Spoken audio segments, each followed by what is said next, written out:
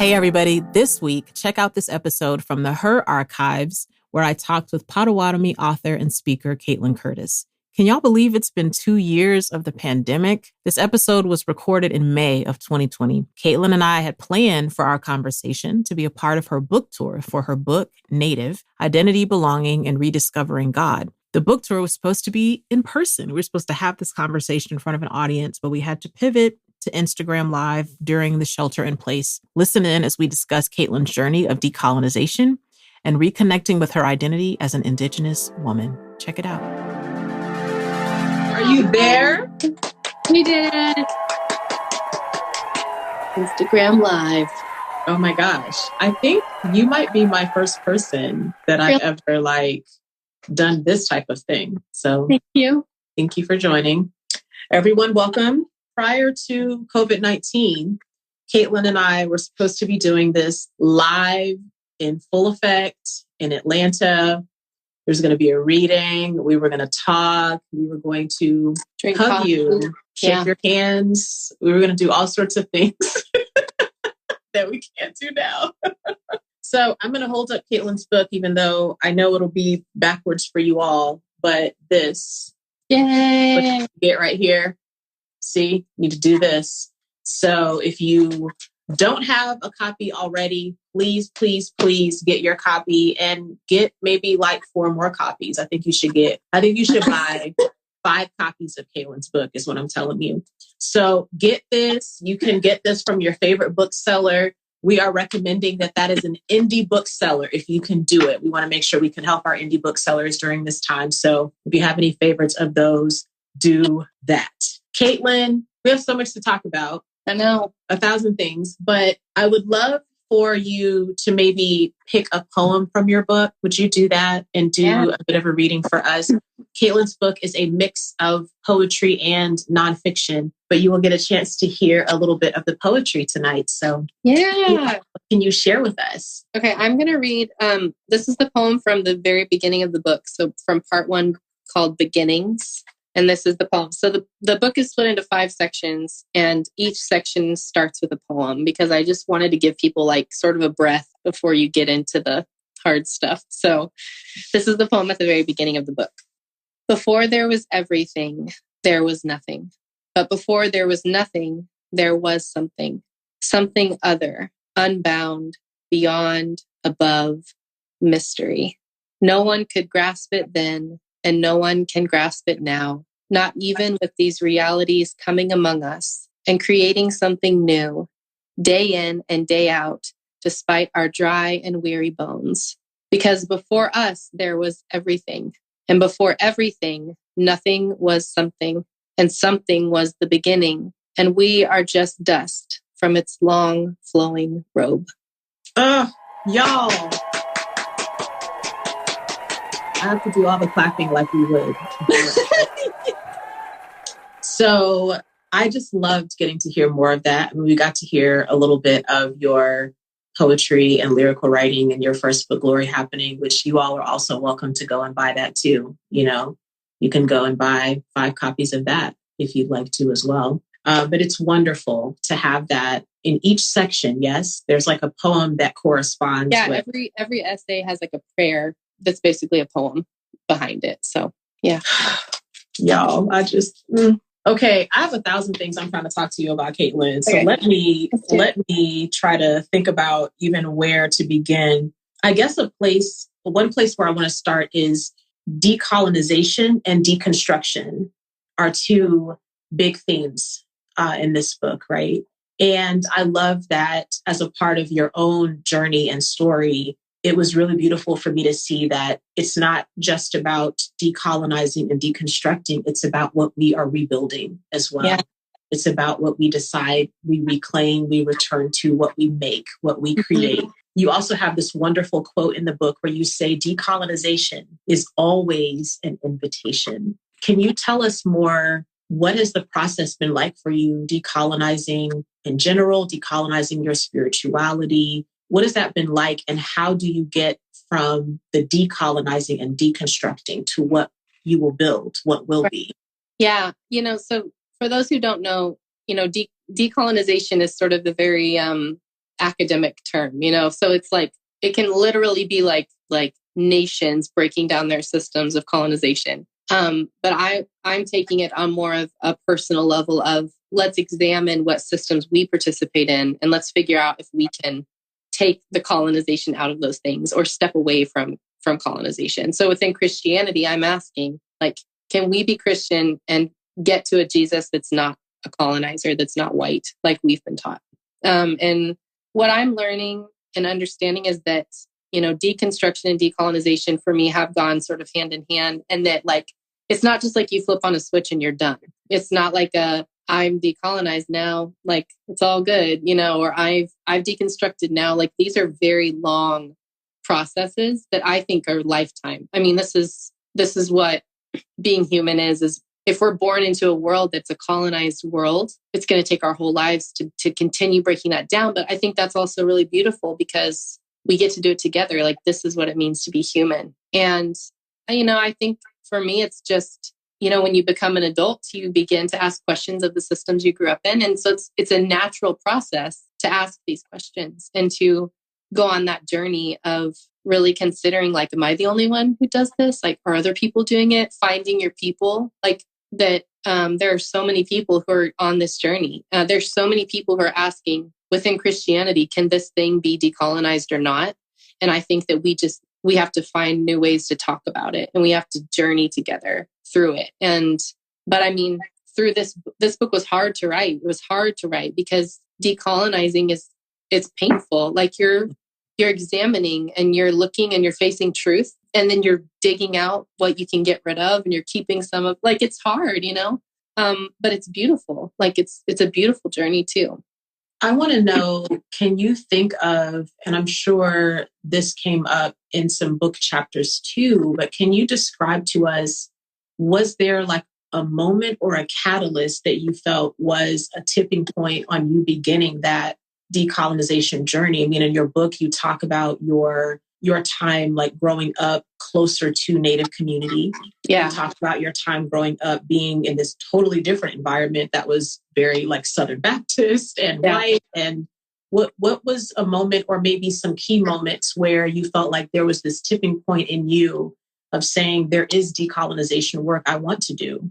Mm-hmm. I think Standing Rock was one. Standing Rock was one of the first kind of spaces that kind of just, like, broke me wide open to, like, okay, like, this is the Indigenous story, and I'm part of it, and, like, something has to be done. And so that kind of breaking open, like, just coinciding with my own journey of listening to myself and honoring my ancestors in a way that I hadn't been taught to do before, coming back to myself in a way. And then that coincided with me, let's say, becoming a worship leader in a church that's progressive, and then realizing that they don't actually want the Native parts of me, really, like, that they're uncomfortable with those parts. Then it's like, well, what do I do? It's like, literally, like, what am I supposed to do right now? Do I stay here? Do I stay with only parts of me in this building and with these people? Do I choose to leave? And in that moment, I chose to leave. And then it just kind of, like, when I realized that church really might not be a safe place for me anymore, I think that was like, okay, if this system I've grown up in isn't safe like I thought it was, and able to deal with my change and transformation, like, then I don't know how to be a part of it. And so I had to start asking those questions. Oh, so I participated in these missions. Like, I participated in purity culture. I participated in the way that these people are treating me. I probably participated in that towards someone else. And, it's just like, then you just start going back in time and, like, recognizing all these things that you did. Like, I want to send emails to all of the people in high school that I witnessed to and tell them I'm sorry. I think about it all the time. Like, I just want to be like, I'm really sorry about that. Yeah. Like, I think about some of the places that I went growing up on mission trips and just want to be like, if there was a way to somehow have a translator in this, particular community where we were, and be like, tell the people here in their language that, I'm sorry for this bull right here. And sorry about that, please. Oh gosh. Yeah. It's such a real thing. it makes me think too, Kaitlin, just as I was reading through your book and, in my own process of decolonization and deconstruction and how both things can be very scary, especially as they are connected to your spirituality and as they might be connected to your personal identity, because then you're starting to be like, well, if I start decolonizing and pulling out the books I was told to read and the people's voices I was told to believe are the truth tellers, and then I realize, well, they're not telling the truth. And that starts pulling out from under you like all these things and sort of feeling like you're out there floating now. And what does all that mean? I remember having this moment when I was in college.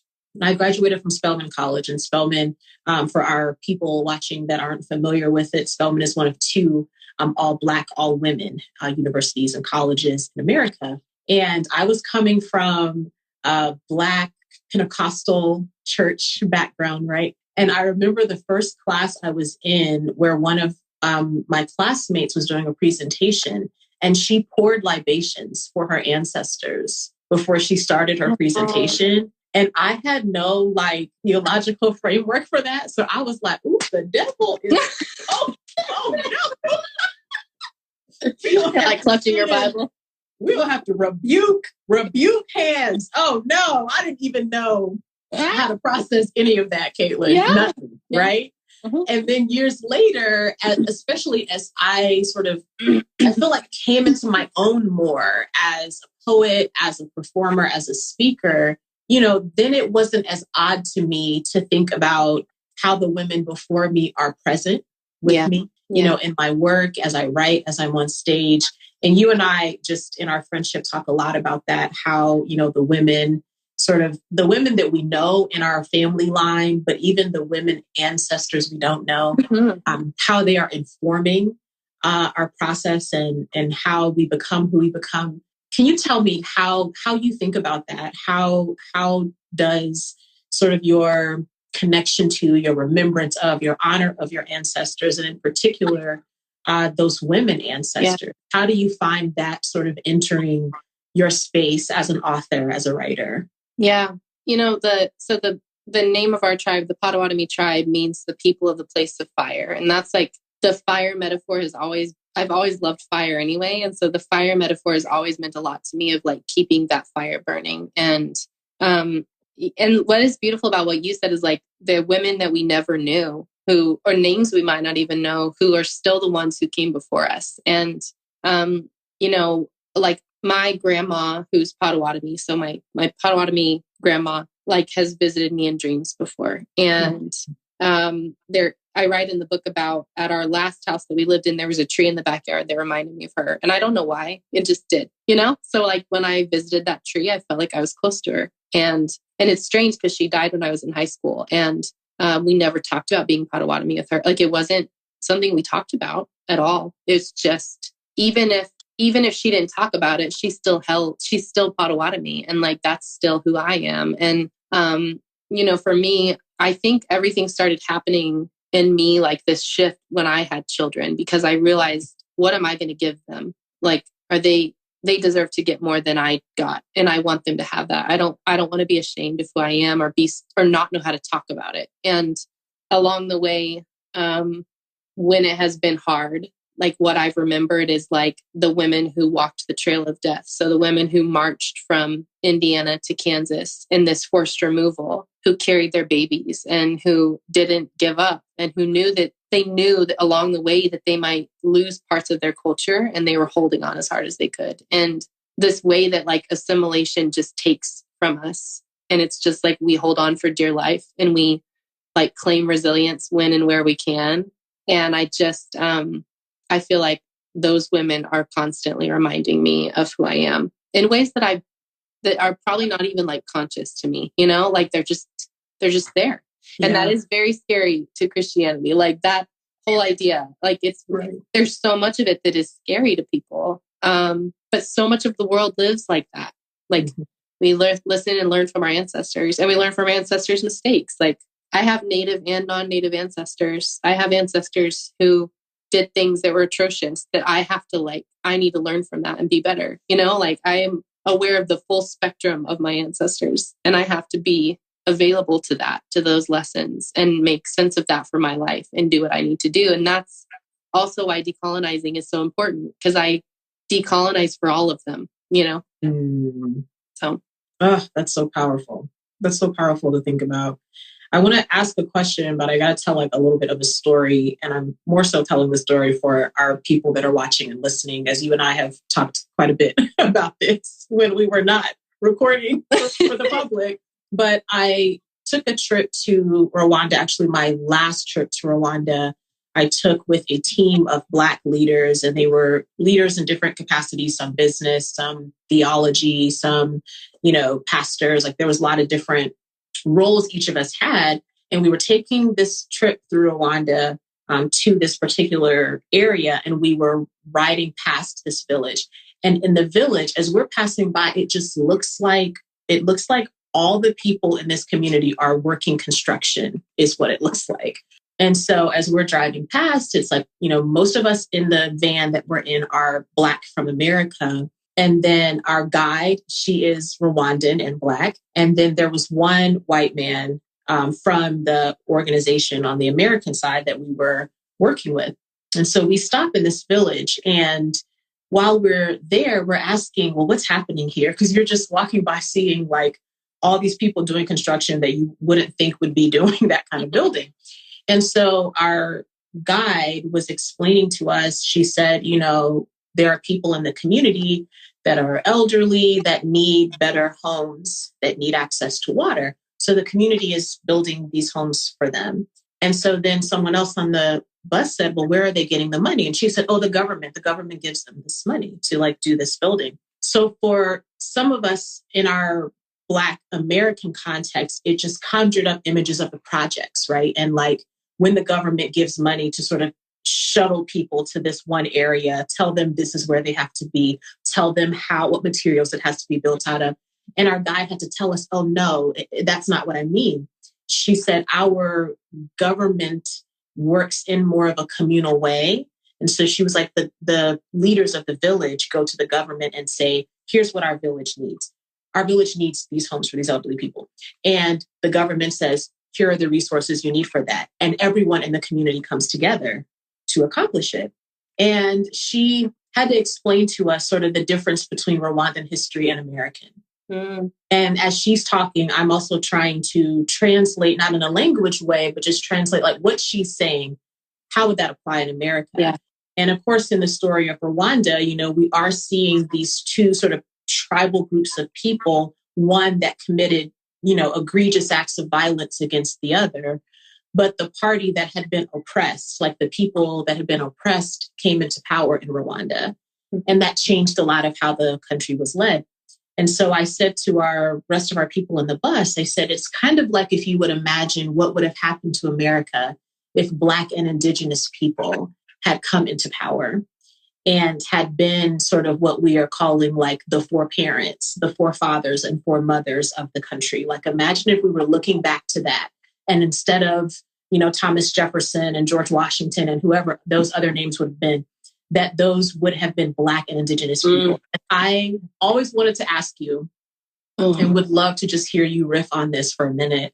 If you could reimagine America, if Black and Indigenous people had come into leadership here, if Black and Indigenous people had built what we are now calling America, what do you imagine this country would have been like?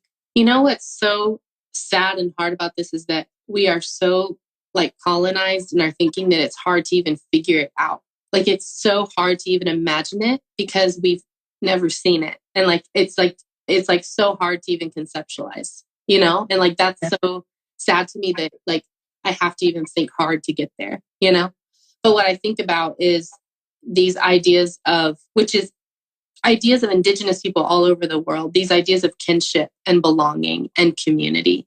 It's a communal way, like COVID or a pandemic wouldn't be dealt with these individualists who are like rising up, and like it would have been dealt in a communal way, like dealt with in that way.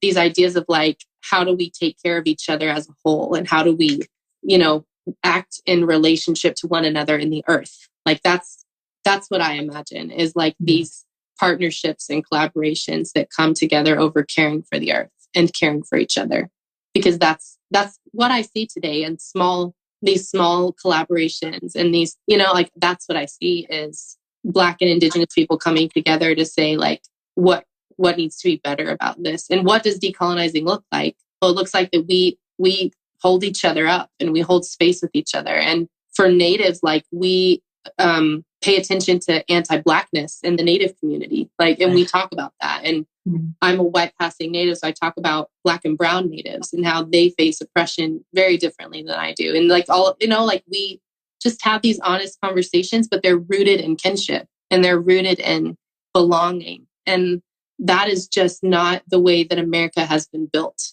by whiteness. It's not built that way. It is built by, manifest destiny and pull yourself up by your bootstraps, like all of this empire Christianity, like mixed, and how would we have grown together in honoring our ancestors then? Right. Even that, like that comes back. That would be such a different space in our life than it is when we've grown up colonized and within these systems of whiteness, Yeah. Like you referenced in your book, Black Panther, and sort of this idea of a place like Wakanda that had not been affected by colonization, And so when I think about this question, even I was working on a writing project recently where in the beginning of what I had to write, I really wanted to honor, the Muskogee people, because I was writing about something like Atlanta related. And I can't write about this land without writing about that. And as I was sort of digging into some research there, it just made my brain reimagine the nations that were here, are still here, and like what it would be like sort of if Wakanda could, if we could have that experience to get to reimagine that, and like, what would it be like to be here in Georgia or in Atlanta where we are, and to see what the people who are on this land, what they were like, and what they were doing, and how we have found ways to participate in some things together and honor the differences there. It's like I get really excited about it. And then I remember as we were talking about it, the bus we were in, it brought this like deep lament in the bus. I remember as we were talking about it, we all got really quiet and had to really have a moment of prayer right there of just lamenting that, unfortunately, that's not what happened. Yeah. But one of the things I have loved, not only about being your friend, but also just learning from you, is this constant reminder that Indigenous people are here. That when we talk about Native and Indigenous people, we're not talking about some long time ago. We are also talking about today. Yeah. And I'd love to hear from you, who are the Indigenous leaders? Like if we think about, what would have happened if Black and Indigenous people had been sort of like the founding government, right, of America. And thankfully, we have so many Black and Indigenous leaders who are organizing today, who are reimagining America, right? Yeah. Who are maybe some of those people with just some of the work that is really inspiring you right now. Yeah. I love that, because even in Native, like I mostly try to cite Indigenous authors because I want people to like, if my book is the first book that anyone reads by an Indigenous person, that first makes me sad because I don't want it to be my book that's the first one.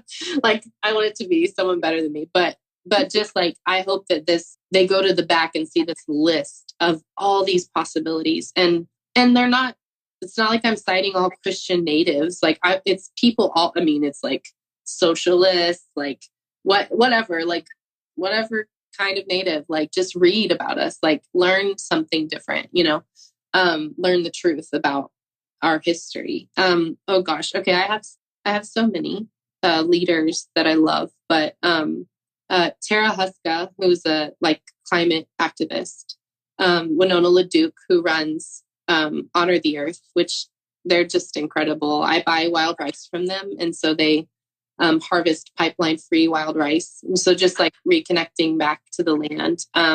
Dallas Goldtooth and my friend Nick Estes both help with organizations that are just doing incredible work, and I just love it because we all might imagine things a little differently in the way that we decolonize. Like right now, all that I can quite get to is like, I need to decolonize my Christianity.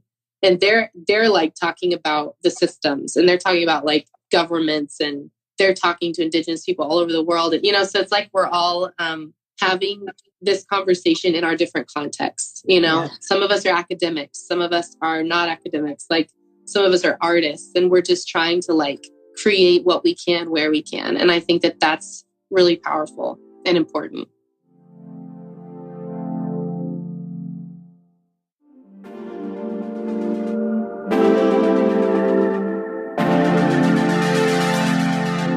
What's so sad to me is I see these incredible people, and I know that they, like in the general audience of America, they're not going to be heard, and I'm not going to be heard, because the Indigenous story is so much in the past, like to people. And I hope that books like mine like help wake people up to that reality that we're here and we're creating things, and we are leading, whether you recognize it or not, like we're leading things, Yes, this is my reminder to you all. If you are late to this conversation, this is Kaitlin's new book, Native, just out this week. Go as soon as you finish listening to us and buy 5. Buy 5 copies of her book. That was the magic number. Okay, I want to ask you also about ritual and ceremony. You talk about this in your book. We talk about it too. But you write about this in your book and the importance of that in your heritage and in how you are reincorporating certain things into your Christian spirituality as well. And I would love to know specifically, what are the rituals or the ceremony, the honoring that became a part of your writing process in this book? Did you find yourself returning to certain things or certain ways of being? I mean, you talked about this tree that you had at one of the places where you lived. Like, what are some of the things you found yourself returning to as you were in the writing process on this book? Yeah. So this book was really at times like painful to write. Like a lot of times for me, writing is self-care, and it's good to process the writing. Parts of this book were like, I'm going to have to write about this really traumatic thing, and I really don't want to, but I know it's important. And there were moments where I had to smudge before I was writing. So I burn sage, or I would do some of my Potawatomi online lessons, just because it's like, just like grounding myself in our language, because learning to pray in Potawatomi was one of the first things that like made it so real to me that like we have this beautiful, rich heritage and story that I was never aware of until adulthood. And like, I just like, it was like I was so thirsty and hungry for something, and I didn't know what it was until I knew what it was. And so praying in Potawatomi has been just like such a balm to me, and like good medicine to me. It's funny because I've always been weirdly ritualistic. So I'll like be like, I want to wear this ring every time I do this thing, or like I would like do weird stuff like that. So like for this tour, I'm wearing the same lipstick for every event, because I don't know why. I just am. But for some reason, it's important to me. So when I was traveling and speaking, I would I had a braid of sweetgrass that a friend gave to me, and I would take it everywhere I went to speak. Mm-hmm. And I have earrings that have like sacred medicine in them that a friend gave me, and I would wear those when I spoke. So it's like just these things that are just like good energy and protection that a lot of people probably wouldn't understand. There's a song by Frank Waln that's called Good Way. And I would listen to it before certain talks, like if I was really stressed, because it's a song about just like living in a good way and honoring yourself and honoring creator. And it's just a beautiful song by an Indigenous person. So it would ground me in like what I was about to do, and it's, because I go and speak in predominantly white spaces, and I speak at places where I don't know how I'm going to be received. It's been really important for me to ground myself in my reality. Like, this is who I am. That fire is in me. This is why I'm called to do this work. This is why I won't give up. And when the certain events are especially hard, like I have to just like have the music and the earrings and the sweetgrass. Like, just, I need these like things to hold me, because I just need to remember, Yeah, same.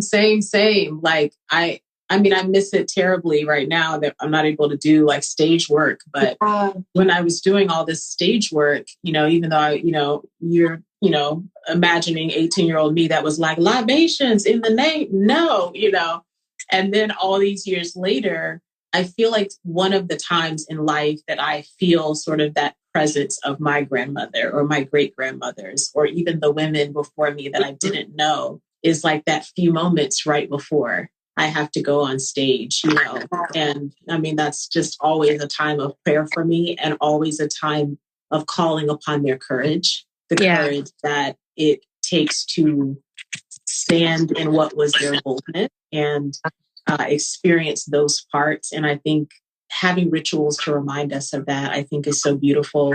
And I have a request, because one of my favorite poems in here was one that you wrote to your ancestors. Would you read that for us? Yeah. Let me get my book. My phone's dying, so I'm like, no, getting to a charger. Oh my God.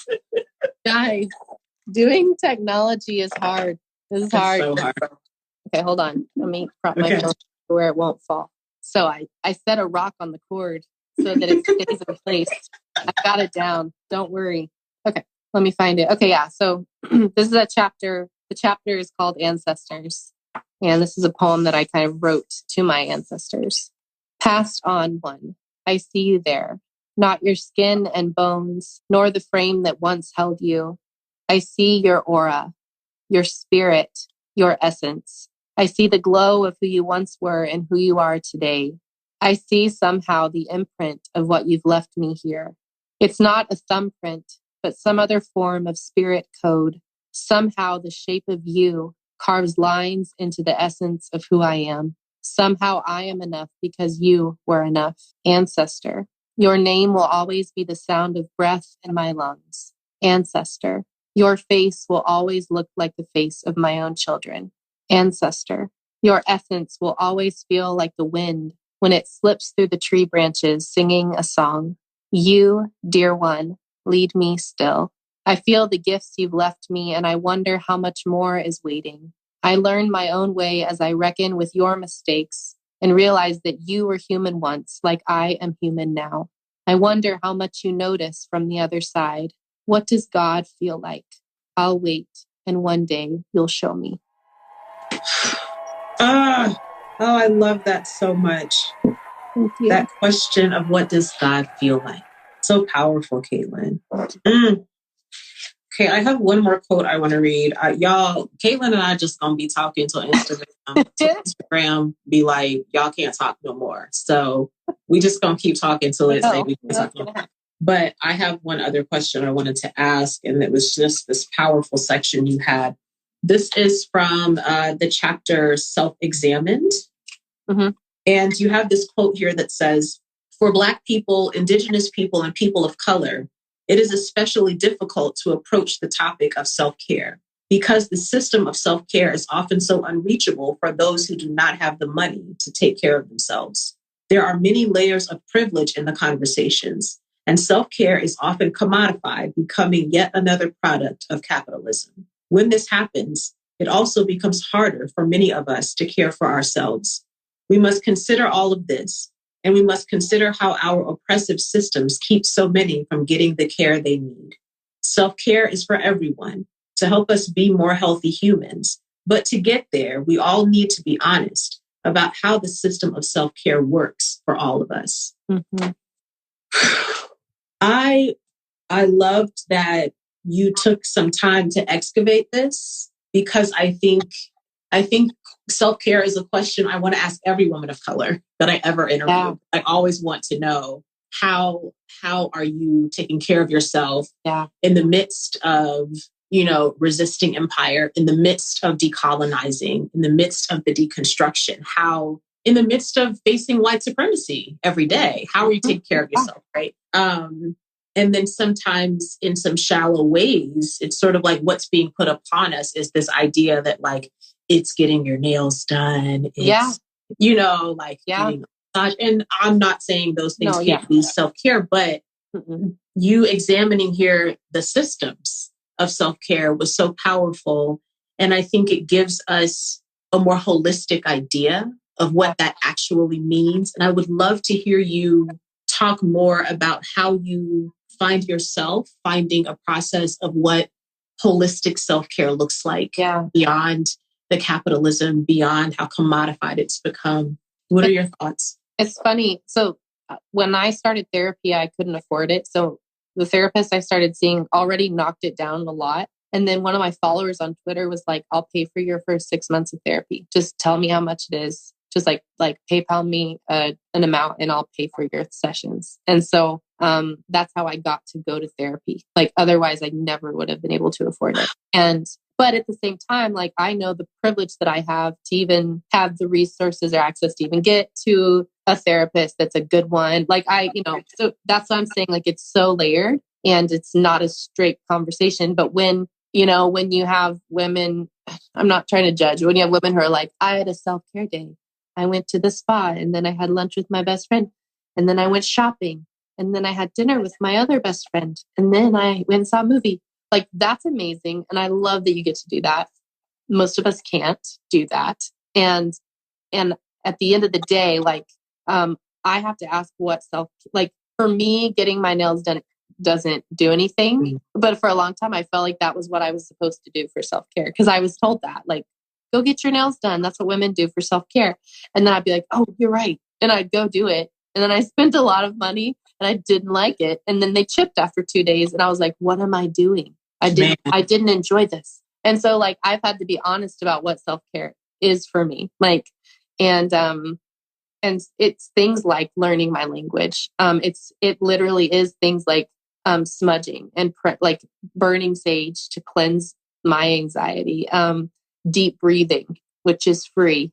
Like that's something that I like. Deep breathing, people, which is free. Like doing breathing exercises has helped so much with my anxiety. And then these systems of like self-care for me is like learning to break down these systems of like people pleasing and saying yes to things that I've had to do that I have to start being honest about. And that's like the hard self-care. That's not like I'm going to spend an afternoon with the magazines and just like chill out and watch a movie, which is also self-care for me. Like that hard self-care of like, I'm going to like look at these systems that I've been taught to participate in as a woman. And I'm going to choose not to have to smile all the time. And I'm going to choose to say no to things. And I'm going to choose. And like that for me has been some real self-care. That's hard self-care. Because self-care isn't always like fun either, but I think we package it like it's supposed to be fun. Like shopping is fun. I definitely walk around Goodwill. Well, I used to when it was open. I would walk around Goodwill for self-care. I would just walk around and shop at Goodwill, which is cheap. So cheap. Self-care can be inexpensive, people. A jam. So I mean, I'm back in therapy now. We celebrate those who are able to access therapy or access those things, whether that can be books or podcasts, whatever you can access that can help you begin to do that healing.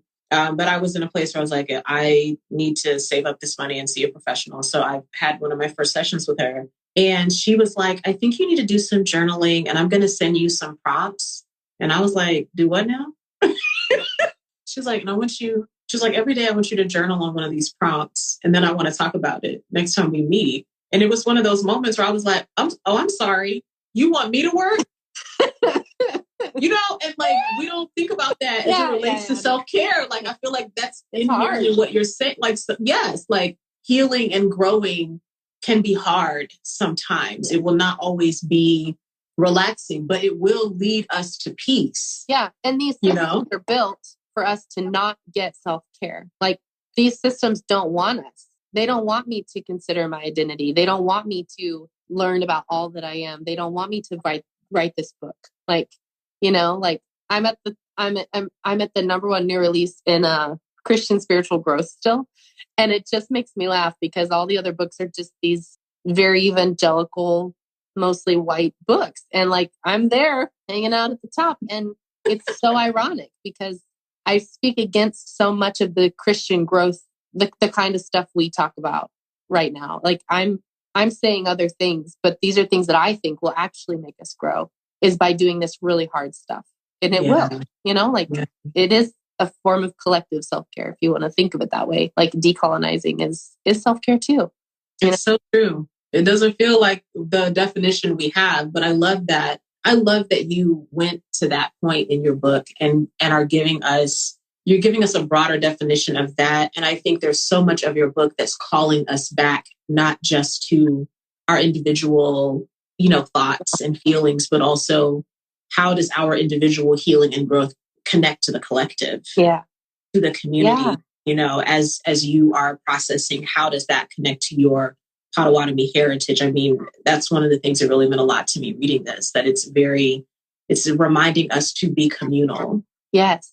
And to be Indigenous, to honor Indigenous people is to be reminded that we are communal people. Yeah. We're not individualistic people, right? Yeah.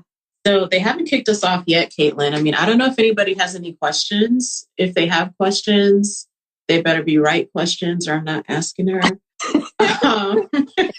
Thank you. I do want to ask you this, though.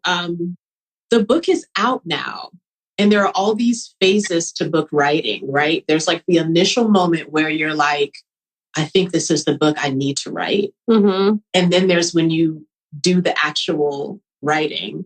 And then for those of you that have not written books yet, you have written your book, and then there's almost like this pause, this sort of like calm before the storm experience before the book comes out, where you are, in a way, you're almost like able to ignore this and act like these vulnerable things you have written are not about to turn out into the public. Yes. And then it's time for your book to come out, which this is book release week for you. Yeah.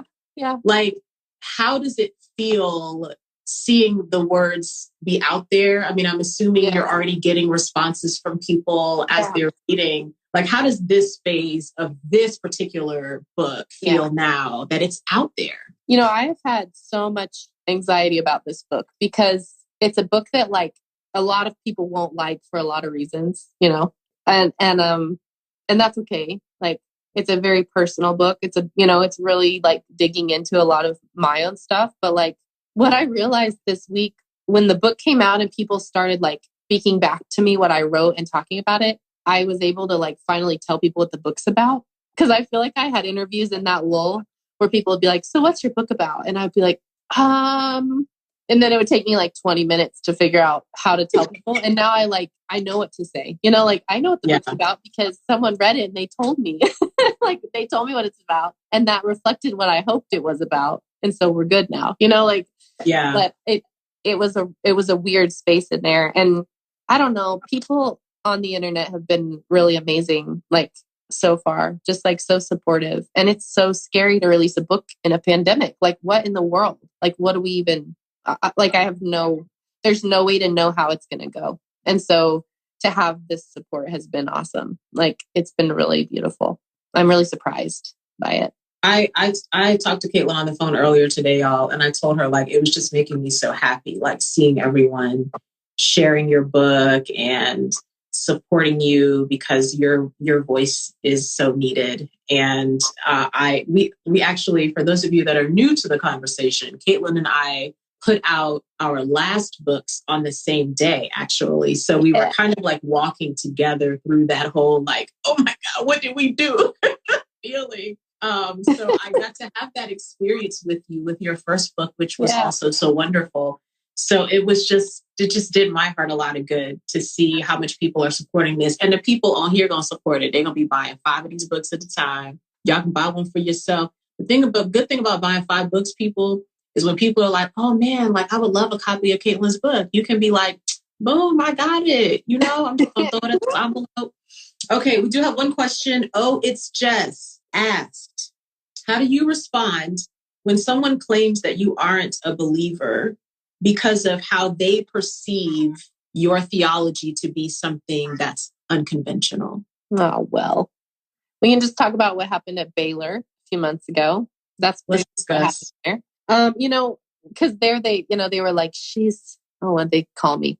A pagan sympathizer, which is funny to me because I'm like, I would rather just be called pagan. I don't really know what your point is. What I'm learning is that the more that I push back on Christianity and what people think Christianity is, the more that I receive this kind of negative pushback. And I'm learning to kind of take it as a not Medal of Honor, but I'm okay with it. I think it would be harder to receive it from close friends or from friends that like have known me for a long time and are like, what are you doing? Who just don't understand. Like, of course, that's harder when you get it from your personal like people. But like when the Baylor thing happened, it was really hard. But then there was this again on Twitter, like all these people were like, go buy Caitlin's book. Like, this is why her work matters. And I just was so overwhelmed by that. And so I just have to like look to my ancestors, look to why we have gone through this, and then look to the people, whether they're Christian or not, who have always supported me. And I like know, and I know that they will. And there are people who, because my book is with a Christian publishing house, won't buy it because they think I'm writing a book like every other Christian. Right. And it's kind of one of those things where you just have to read it and see what you think, because it's not going to be what you think it is either way. Like, I am in the Christian world, but it's also very much, it would bother a lot of Christians what I've written, and so, yeah, but I'm okay with that. Look, I'm trying to tell you. And I think even as we've been talking about, which is so present here in your book, as we've been talking about what, deconstruction and decolonization look like, I was just talking to my husband about how, as I was growing up, I had a very binary faith, and it worked for me for a long time until I was like, well, life is getting real. Yeah. Not so binary. What does that mean? And I think there were so many things I was taught to believe in various, not just like my upbringing as a child, but my upbringing in different like faith environments, that made me feel like if I start asking more questions, if I start feeling like some definitions I used to have are broadening, that's this slippery slope. Yeah. That, that was the actual term, like, you're going to get down there. It's going to be a slippery slope. My husband and I always joke, there's always this phrase people would say, be careful. It had like 5 E's. Be careful. You'd be like, I'm just trying to learn a few things. It's not like on literal ice, sliding down to some I'm on literal ice. A broken bone here. Like, I'm just scary enough. That metaphorical ice. Yeah. Watch out. It is. It's really scary. It's scary. And I know we scare people, but it's okay. Like, it's okay. It's okay to be challenged. Like, that's how we grow. Like, you read a thing and you're like, I don't know if I like that. And then you think about it for 5 days and you decide more whether it might be something to consider. Like, that's what we do as humans, and that's okay. Okay, we got 2 more questions, Kaitlin. You have time? I know you have all. Yeah, 2 more is good. And then we'll okay. So first question is, what's your favorite coffee that you're drinking right now? Oh gosh. Do you have a fave? We buy our coffee from a local international market here in Atlanta. They roast their beans there. Have you bought their coffee at the DeKalb Farmers Market? Girl, did you know they roast beans there? I don't know. Let me find out. It's really good. Anyway, we buy a light roast bean coffee bean bag of coffee beans at the market. And then we bring it home and grind it. And it's our favorite. I like South American blends, if that's the kind of thing you're wanting to know. I don't like African blends as much. They're more acidic for me and they hurt my stomach a little. So I like South American, like Brazil and Colombian. Wow. I just may have learned more about coffee than anticipated. So thank you. You're welcome. Someone also asked, what did you learn about yourself while writing this book? Oh gosh, I learned so much. There's this quote by E.E. Cummings. I said it to Glennon the other night too, but it's like, be courageous enough to grow up and become who you really are. And I think that this book was just that next step for me to grow up and become who I am. Like to look at my own story. Hi, Tiff. Oh, my sister's here. To look at my own story from my perspective, like just to take it from myself and go through my childhood and go through, and like just say, who was I at these phases of life and what am I learning? And what am I learning about myself now? And just to kind of have that conversation with myself and then let everyone listen in on it. So that's, and I learned so much. Yeah. Oh, that's so good. Y'all, I could talk to Kaitlin all night long. And thankfully, Instagram must have gave us a few extra minutes because Caitlin's amazing. So I want to remind you to do this book right here. You can get this wherever you like to buy your books, 5 of them. That would be the best thing. Kaitlin Curtice, do you have any closing words you want to share with the people? Do you have any upcoming things you want to tell the people? And of course, if the people are not following you, they need to do that too. Yeah. There's a whole bunch of podcasts that are coming out soon. I did one with the liturgist yesterday and just a bunch of podcasts. And so please read the book and review it online and tell people about it because I've just been so encouraged by the conversations that are already being started because of it. So please buy it and read it. I would love that. Kaitlin, thank you for letting me be a part of your virtual book tour. Thank y'all for joining us and listening. This will be available on my IG for the next 24 hours. And you don't know, Kaitlin and I might get back together and talk about all sorts of things. You don't know. But you make sure you do this. You're going to get this for yourself. Okay? Bye. Kaitlin, thank you so much. Thank you. Bye, guys. I love talking to Kaitlin. I hope you enjoyed listening in on our conversation, and I'm hoping to have her back on the podcast very soon. To find out more about Kaitlin, visit KaitlinCurtice.com. That's KaitlinCurtice.com. And don't worry, if you do not get this spelling correct, you can get the correct spelling and other tidbits, links, things from the show in the show notes. You can check out the show notes at amenabrown.com/herwithamena. See y'all next week.